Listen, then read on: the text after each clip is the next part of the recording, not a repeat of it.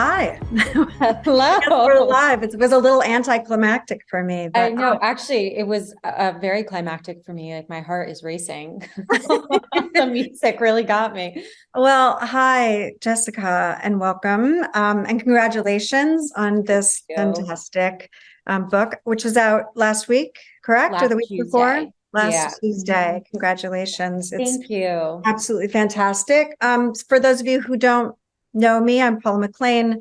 Um, I'm probably best known for a historical novel called The Paris Wife, which came out in 2011. And I have written a number of historical novels.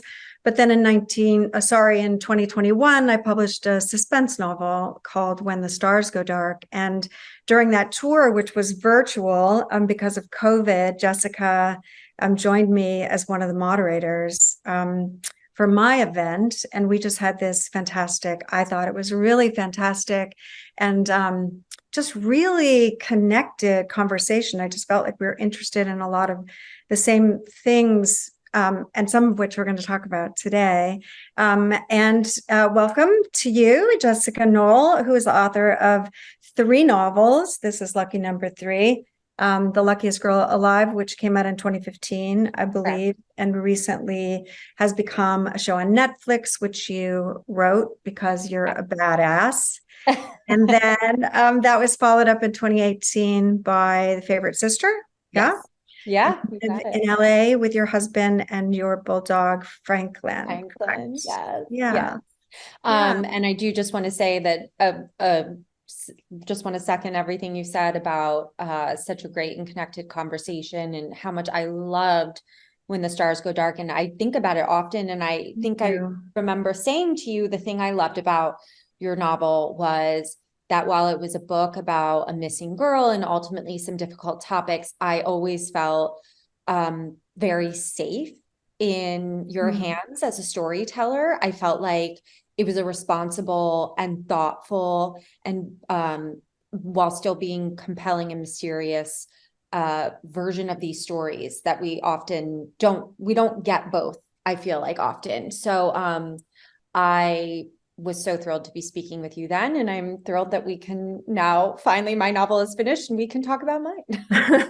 Well, I'm really looking forward to it. So, because the book is just released, I mean, generally, it's just helpful without giving anything away to give us kind of the down and dirty, like Reader's Digest condensed version, kind of what the book's about, Mhm. what people can expect when they pick it Yeah. up. Yeah. So, the quick elevator pitch is that it's a fictional reimagining of the last murderous spree of one of our country's most famous serial killer. But instead of him being the center of the story, which is often how we've gotten it, I've given it back to the women. And the title, Bright Young Women, in fact, comes from the remarks made by the judge in this serial killer's murder trial in Miami, where he lamented the tragedy of this case as being the loss of the serial killer's future, and that he showed great talent and promise at the law, and he could have done all these amazing things with his life, but he went another way, and he was a bright young man. Mm. And from the moment I heard those words, I knew I had to take them and give them back to the women. Right. And flip it. Do you Yeah. remember what your emotional reaction was besides like, take back the night kind of? Yeah, it was definitely one of those, I almost want to call it in a way like a market validation of things that you probably already feel and have experienced in your own life, Paula, where you're like, oh, back then they were still saying the quiet parts out loud, and now it's maybe a little bit more subtle, but I have had those experiences in life where I can tell by the way I'm being spoken to, spoken about, and treated that, maybe my potential hasn't always been valued the same way Right. as another bright young man. So there was a kind of a soul's recognition in Mhm. those words, and just kind of an anger that's been there and is stoked, by various triggers, and that was definitely a trigger for me. And then I think what fan those flames into like a 5 alarm fire was when I got interested. I was, it made me interested in the case, and I started to research it, was when I realized that those words weren't even warranted toward him. Like Mhm. very quickly, I found that he was just kind of an average guy, average intelligence, not that charismatic, that he actually really rubbed a lot of women the wrong way, that they felt nervous and anxious around him. Uh, Mhm.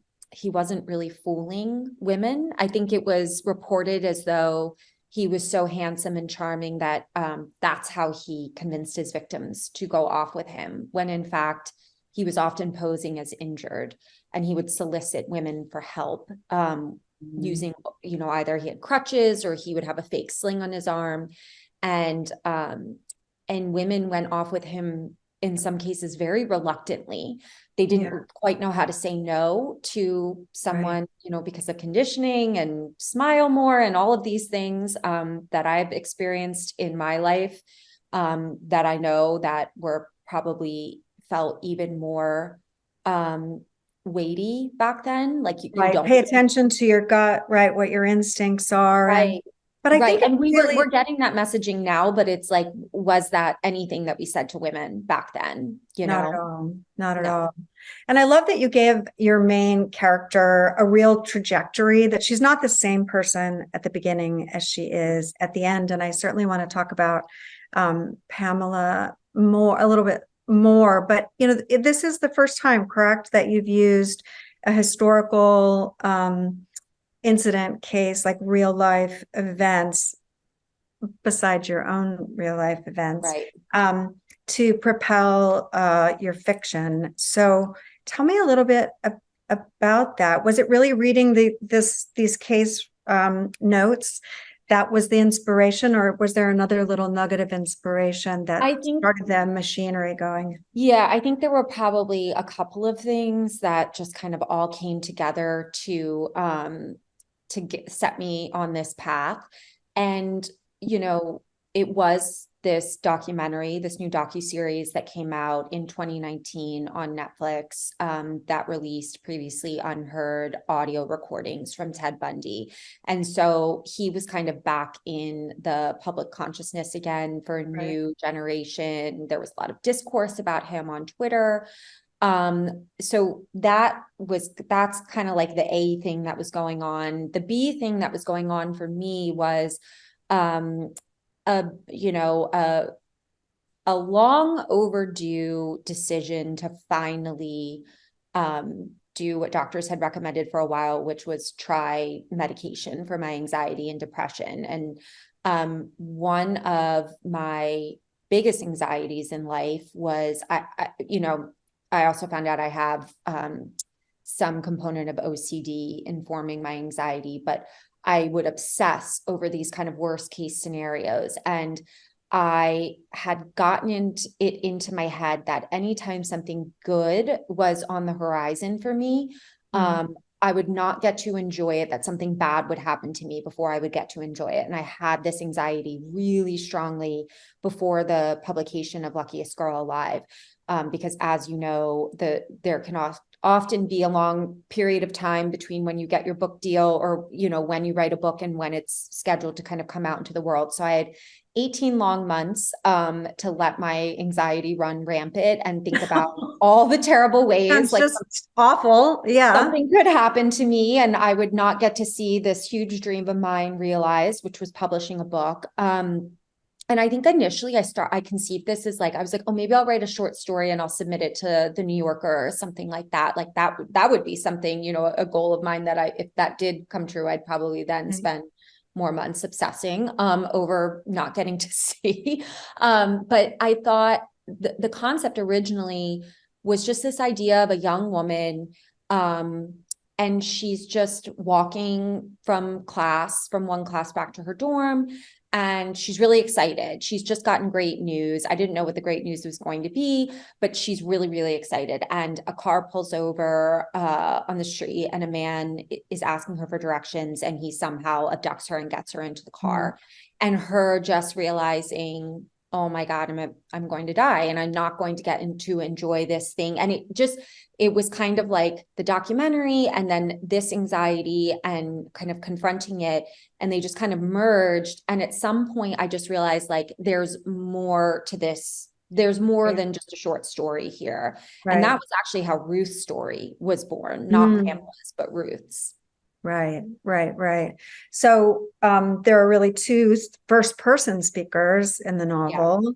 One set in 1978, and that's Pamela, involved in these Tallahassee murders. And then another speaker who appears about midway through the book, and that's Yeah. Ruth, and her story is set in 1974. And then we learn how these women are connected, not simply through this killer, this potential um,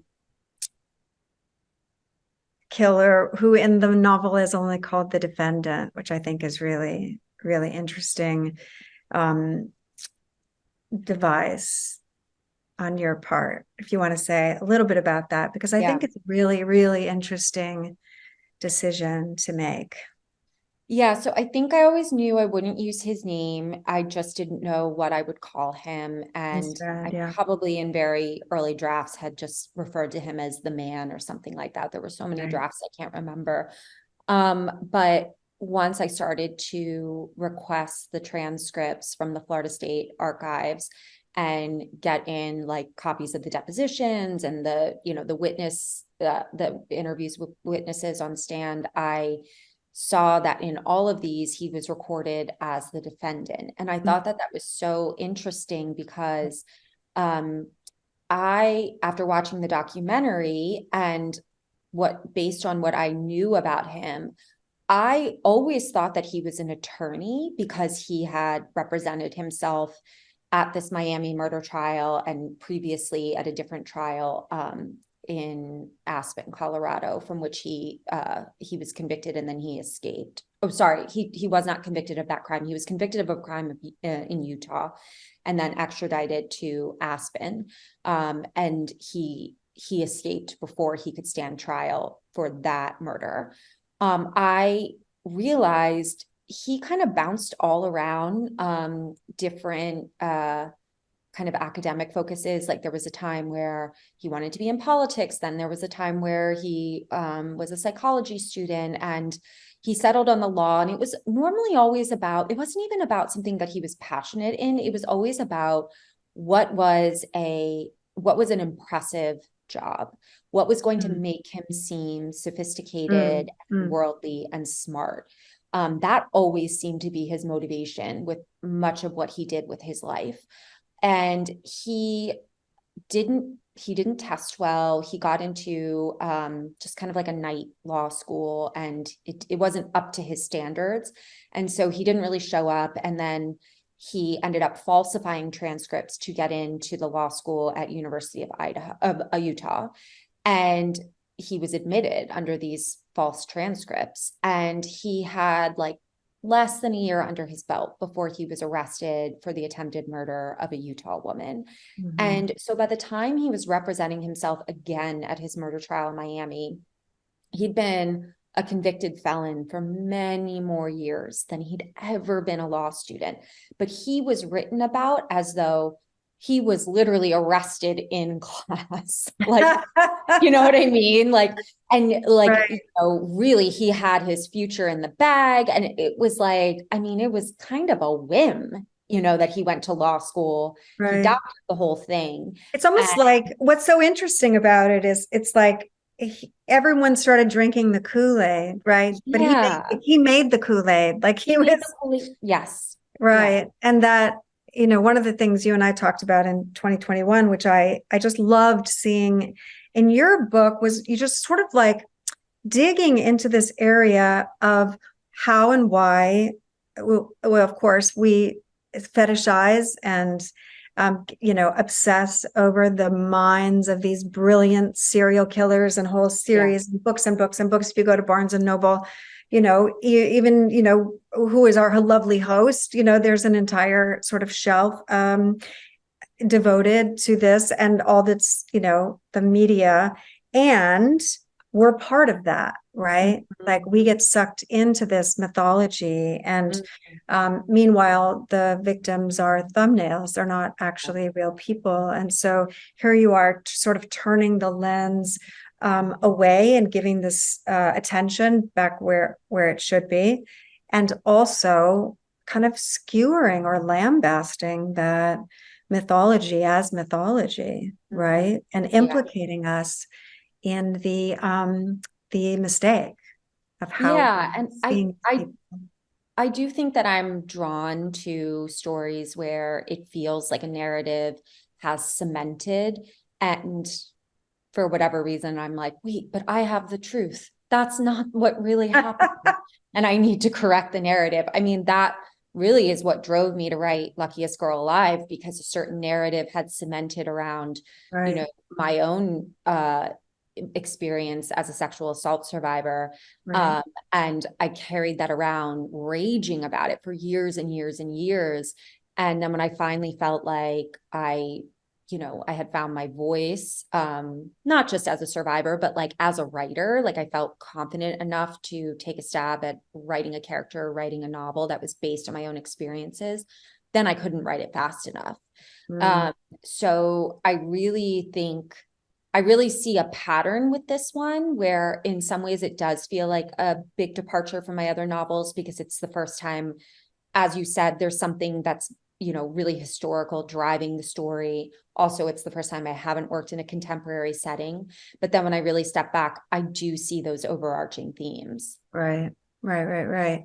Um, when you were wrestling with the historical facts on records, the depositions, the transcripts, the time period, did you feel, I mean, just interested in your process and sifting through your research, did you feel that the research was more fuel, or did you find yourself getting bogged down, or sort of how do you feel about doing Yeah. research for Um, for your I work with this book in general, specifically? Yeah, I think I thought, oh, specifically with Pamela's story, Yeah, who is the sorority president, who at the, top of the novel, witnesses this intruder leave her sorority house, and then she goes upstairs to find there's been a horrific attack on several of her sorority sisters. Her story is, based on the real life attack on a sorority house at the Florida State University campus. And he was ultimately caught that this was his last violent spree. And he was caught about 5 weeks later. So there's much more kind of recorded in terms of how things, not necessarily about the survivors or the victims, but there was more of a scaffolding in place right, than with any of the victims from the 1974 crimes that that occurred on the West Coast and mostly in Seattle, because he was kind of an elusive figure back in right, 1974, but within a month, 5, 6 weeks of the attack on the sorority house, he was apprehended. And then you can kind of see all the coordinates on the map from there, which is like he's arrested in Pensacola, and then he's charged with the crimes, and then he decides to represent himself, and so he's within his rights to call these girls down to, the police station where he's behind bars and depose them. And then you have the trial. And I think in some ways I was like, oh, this is going to make my job easier than it has in the past. famous Because last words, yeah, yeah, famous last words, because all I have to do is like shoehorn a story within these points. And right, it turned out, to borrow your word, bog me down, yeah, when I thought it would set me free. And my editor had to sit me down and say, Ruth's story has never given you any trouble. It has always flowed. And all you knew about kind of the victim that she's based on is how, kind of where her last day on earth took place, and the eyewitness account that saw her go off with him, and then we don't know what happened. um Beyond that, I had invented everything about her life and her story. And so she was like, you might need to, I'll give yourself permission to break free, exactly. you know? And when she said that, it unlocked something in me. And I was like, Mhm. oh, okay. And maybe Yes. you weren't aware of it before. I mean, it's so interesting the way scaffolding should make your job easier, right? I'm just going to be like Spider-Man, sort of like whipping along this, Yeah. this lattice work that's already set up, when Yeah. really it's the power of your imagination and also your sense of justice, which I Mhm. see throughout your work, as being that person who's going to set the record straight and also make meaning out Mm, of trauma yeah. and our abilities to survive unsurvivable things. I mean, I really do see you as kind of like the Wonder Woman with the brass, like, right, bracelets, like coming forth and like a badass, because I think you are a tremendous badass, both as a writer and just as a person. But one of the things I really loved about this book, before we move on and take some questions,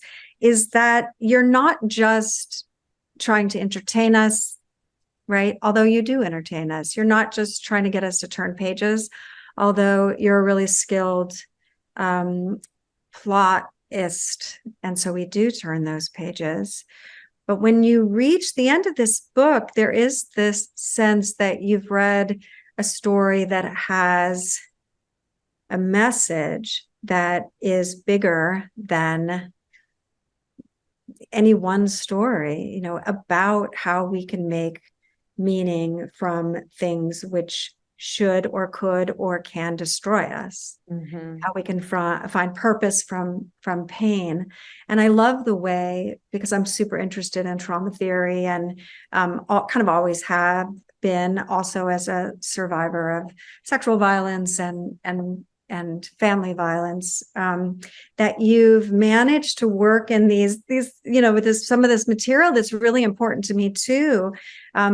For instance, about ambiguous grief and Yeah. complicated grief. And when I read your acknowledgments of this book by Pauline Boss about that, and then see that you have another character in the book who is kind of the figurehead for that, right? Do you want to say just a little bit about that? Yeah. I just So, feel that for percolating throughout the book. yeah. You very much meant to tell a story that had some Yeah. real power.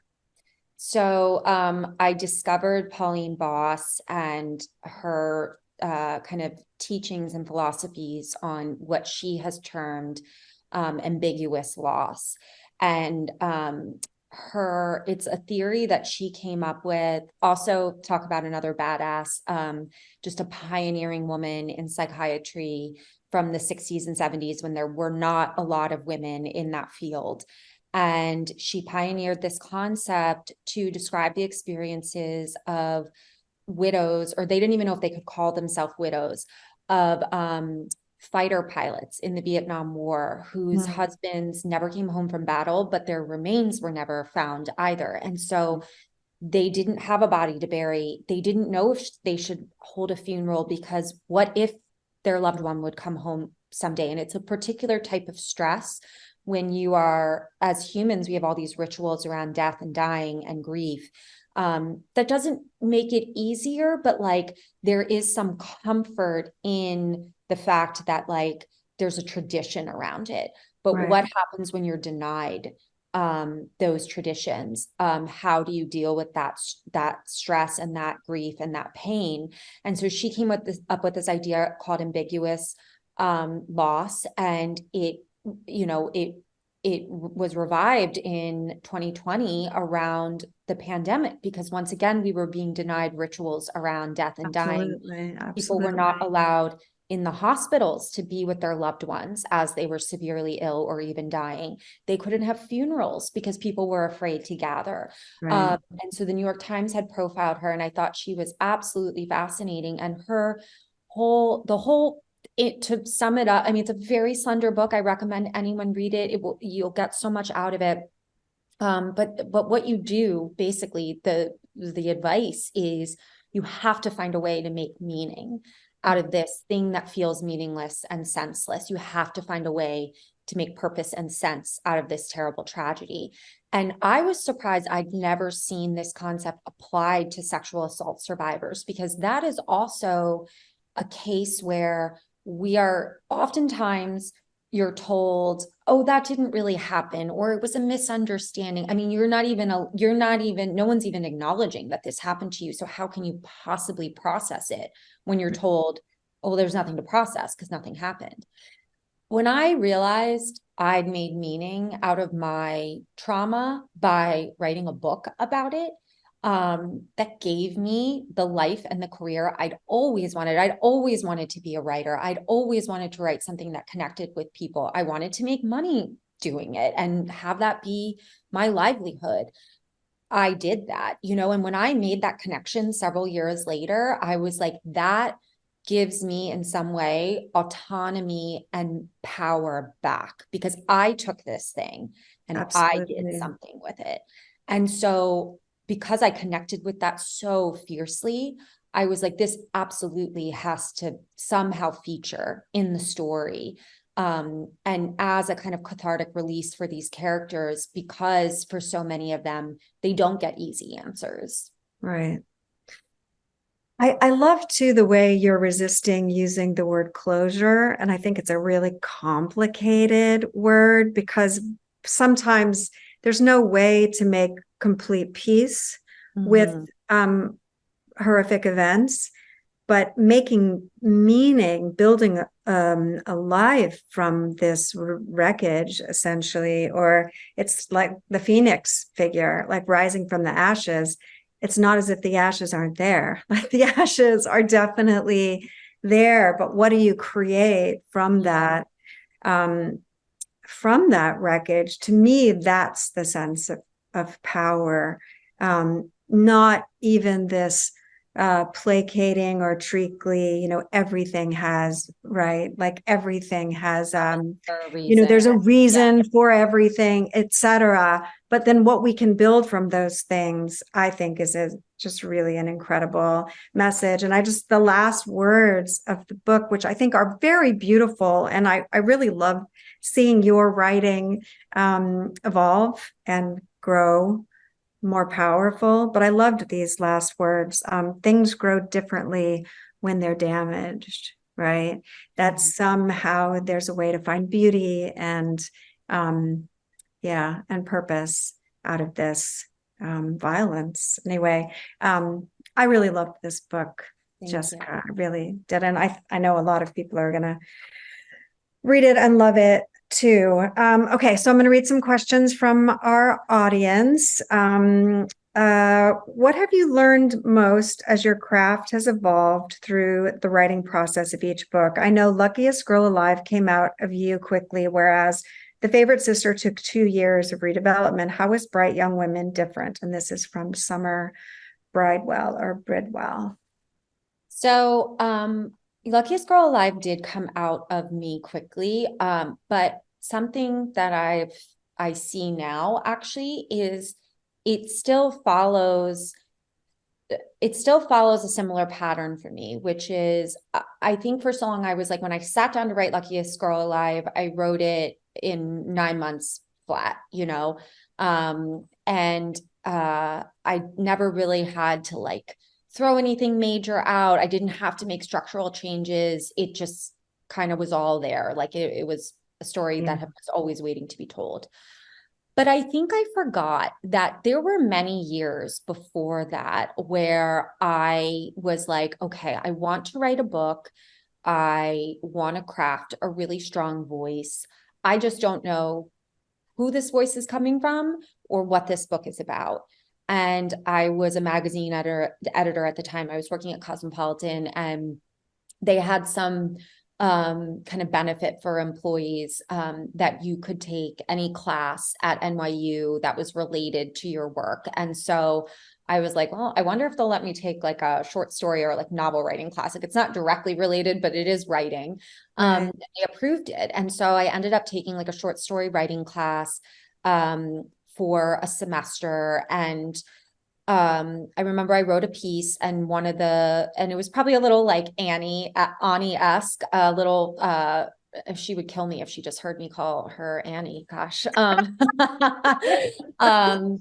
but I remember the professor was like, this is a really interesting voice. And she said that, and it gave me a lot of confidence. And from there, I tried to take that voice and just kind of get further than a few pages. And I'd be like, oh, I don't really know where this is going. And then I would go to sleep. When I was going to sleep at night, I would really meditate over it. Like, well, maybe this happens, and then this happens, and then this happens. And by the time I sat down and things kind of clicked, I think I'd omitted even to myself that like, there had been several years that I had been marinating on this idea. And I Right. sat down and wrote when I was ready. And I think what I'm coming away with going forward is that like I used to, after that, I had this idea that like it wasn't really, it didn't count as work unless I was hitting a word count on a page. But Mm, what's the point of hitting a word count if it's right. just going to be thrown out anyway, because you don't really know where you're going or what you're doing with this Right. idea. So I want to kind of go back to my luckiest girl alive days and allow myself to really meditate on an idea and a character before I make myself put my butt in the chair. Um, No, because I just think there's so much that happens in the subconscious. You yes, know, yes, there's that part of your mind that is kind of offline a little bit. And that's the part of us that has the most freedom yeah, as a storyteller, right? Not necessarily the more rational person who's sitting ass in the chair, yeah. right? Like, what's that dreaming part of your mind doing with The these characters? What if dreaming, this happens? yeah. Exactly. It's The just really, dreaming is all a part of it. And Mhm. I'm going forward, I'm allowing that to be part of Yeah, the crafting process. I like it. I like it. Okay, so this is from Catherine Goldberg. Out of all the books you've written, which characters was the most fun and or challenging to write? Yeah. I mean, I think Pamela was my most challenging character to Mhm. write from this book. And she initially, the story was told from a different sorority sister's point of view. And she now just gets like one line mention, Cindy Young. She's the art student who does that initial police sketch hours after the attack when the police Right. come to the house. And my editor and lit agent sat me down and were, after many passes with Cindy as the narrator, they were like, we really like this Pamela character. We like the sorority president character. We want to hear the story from her point of view. And it was kind of one of those moments where you're like, oh, damn it, because you're right. She is an interesting character. And I do want to hear the story from her point of view. And Right. I would know what to do with someone like that. Right. So she was definitely my most challenging, and Ani was the most fun for me because I just got to be like, "Bleh," and like vomit everything, everything that It's, pained me and I pissed me mean, off about the world. when something's hard, right? We tell ourselves sometimes that it means something's wrong, Yeah. right? Particularly if things like when your first novel just basically flew out of your body, then you create a kind of mythology around that. Like Oh, that's the way it's supposed to be. And of course, I'm always going to do that. But every book you'll find is, I have seven now, working on one at the moment. And every novel has its own challenge and its own reward. And yeah. we learn as we go, I think and you're it's so right. still challenging. Yeah. Yeah. Okay, so this is from Erica Tempesta. What does your daily writing process look like? So I wake up in the morning. I try and get up around, I don't know, between 7 and 8. And to not lie in bed for too long scrolling on Instagram. It's really hard. It is Really hard hard. because I know I can, and get up, go out and get coffee, take the dog out, just kind of like get out in the world a little bit because I find once I kind of come back, I get a little stuck in the house. So I like to feel Yeah. like I've left the house. And I sit down and I really try and just get to it before I'm answering emails or responding to text messages or anything like that. It's definitely a little challenging now that I'm on the West Coast because my mornings aren't as quiet sometimes because East Coast is ahead of me by a couple of Exactly. hours. 3 hours, right? Yeah. So it's like when I'm finally sitting down to start writing at 9, it's already noon and I might have some things in my inbox that I know like I can't just set aside, you know? Yeah. But I am trying to be, I mean, I'm also working on another book at the moment. And I found, and to your point, that like everyone is different, every single book is different. I never really did a writing retreat. I've done research trips, but like a proper retreat where I'm just writing. I did that with this one, and I wrote like 25,000 words in a week.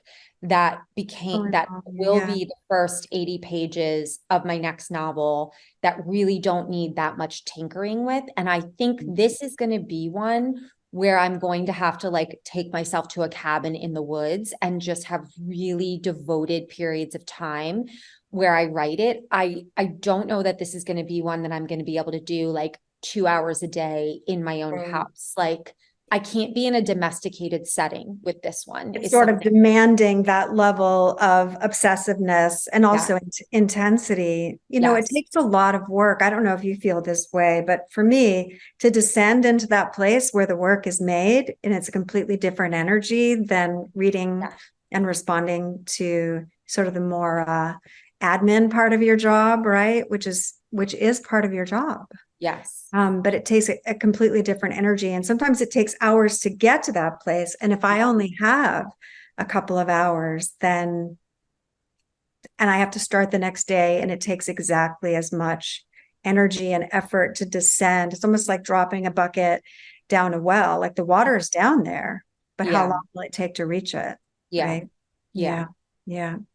Well, cool. Well, let's just end with that. Sheila Ford, what are you working on now? Do you want to say a little bit about that? Yeah. So this next book is, again, it feels like a departure, but I'm sure once I'm at the end of it, I mean, there's always that thing with the book where it's like, this is what the book is about, but what is the book really about? And with this one, what I worked out was like it's about unresolved grief around trauma and pain. I don't know on like a more subconscious level what this next book is about. All I know at the moment is that it's spicy. It's Good word. Good word. very Mhm. sexy. And feels, my agent keeps calling it like a spiritual successor to Luckiest Girl Alive. And Interesting. I do feel that with this one and with this character. She's kind of like a grown-up Ani, like someone who's worked through her shit a little bit. And Does knows her. that mean she's closer to you? Because aren't you sort of a grown-up Ani who has worked through your shit? No comment. Just thought I'd I'm I'm throw that scared out because I'm there. like, who knows what this book is going to end up being. So I'm Right. scared to say now too soon, Yeah. like, oh yeah, there's so much of me in this book. We'll see. We'll see where I end up. But I did write a very rough first draft of it back in the spring and submitted it and, got all my notes and had all my conversations with my lit agent and, who reads all of my stuff very early along with my editor. And I was kind of working on it this summer because obviously there was a strike going on. Now the strike has been, well, we're technically still in it, but we've come to a tentative deal. So I am gearing myself up to sit down and look at some notes documents for a couple of scripts that I have in development. Um, Yeah. and whew, it's going to be a tough. I mean, it's good that it's over, but it was, I will have to say, for me personally, as someone who does books and screenplays, it was nice to have a period of time where I just focused on one thing and I didn't have to feel like anyone was waiting on anything from me. I'm Right. getting ready to kind of go back into the world where I feel like I have divorced parents and like book publishing is my dad and entertainment is my mom. And like, I'm trying to make mom happy and I'm trying to make dad and I'm trying to make both people feel like I'm not choosing sides. So Impossible, I'm impossible. back But to you being want the to keep child of doing divorced both? parents. Do you feel that both kinds of writing feed you or I they, really do need both. I yeah. do. I really like the screenwriting stuff. I really, really like it. You know what it does for you? Yeah, you know what it is in screenwriting, for whatever reason, it's much easier for me to create characters that I don't feel like I have to put so much of myself into. Yeah. I truly read books by other writers, and I am amazed that people are able to inhabit these characters that feel so divided from their actual selves. Right. And in screenwriting, I just feel like I can create a character that I love and think is interesting and maybe a little messy, but I have distance from. Mhm. And I Yeah. don't know why I'm able to do that in a script. And not to say it's a bad thing, like no judgment that that's what I have to do in a book. But sometimes it can just be more wearing, I think, Yeah. on me, or it just feels like Yeah. the standard that I hold myself to come up with a character in a book is so exacting because it Yeah. feels so much more personal. Whereas with a screenplay, I feel like it's more playful in some ways. And I think maybe I need something more playful to just like, take the load off every now and then. Yeah. Lighten it up. Lighten Well, it up. I mean, I wonder if it's because I'm also a psychologist, as a Tell me, writer. give I me. mean, that's sort of my job is to figure people out. And I just wondered if that's the kind of reader you are too when you read a novel. I mean, for most of us, right? We climb inside those characters. And if the novel's done well, we identify with them. I mean, that's Yeah, what empathy is, that the writer has created this character. But when you're writing a novel, you are the writer creating that character. And in a way, there's no way to get out of it alive yeah, except to climb inside and take on the psychological significance, to be in that body and mind and heart and look out that character's eyes. And when it's done well, you merge with that character, yeah, right? yeah. There's a lot of merging that goes on with the characters in my novels. And like it is exactly as you said, like it's a it's an experience that I think ultimately creates true empathy between me and my characters and Right. what I think makes them feel so real, but it can take a toll on me. Oh, Um, absolutely. yeah, yeah, Yeah. So it's challenging, but then it's rewarding. And in the so end, when rewarding. you make your way toward those last lines that do connect with something that you deeply believe, and Yes, you're building this